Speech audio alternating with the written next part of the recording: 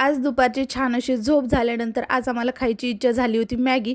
तसं तर मी त्याला मॅगी अगदी क्वचित देते, म्हणजे खूपच महिन्यातून एखाद्या वेळेसुद्धा नसेल. पण आज म्हटलं त्याची इच्छा झाली होती, त्यामुळे मग मी त्याला मॅगी बनवून दिली. आणि हे सामान जे आहे ते मम्मीने गावावरून पाठवलं होतं, त्याला किमान 8 तरी दिवस झाले असतील.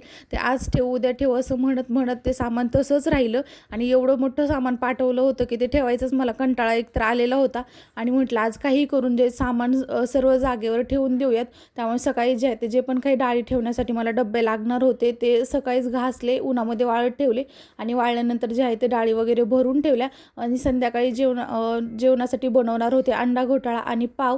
तर रेसिपी अगदी साधी सोपी आहे. तर पहिलं तर मी थोडंसं बटर आणि तेल टाकलं, त्याच्यामध्ये जिरे, कांदा टोमॅटो परतून घेतलं. त्याच्यामध्ये आपल्याला टाकायचे पावभाजी मसाला, गरम मसाला आणि लाल तिखट जे आहे ते टाकून छान असं मिक्स करून घ्यायचं. त्याच्यानंतर थोडंसं पाणी टाकून मी ते मॅश करून घेतलं. आणि त्याच्यामध्ये अशा प्रकारचे ते खिसणीने आपल्याला अंडे खिसून टाकायचे. तर अगदी झटपट बनते आणि चवीलाही अगदी टेस्टी लागते. तर इथे छान असा अंडा घोटाळा तयार झाला.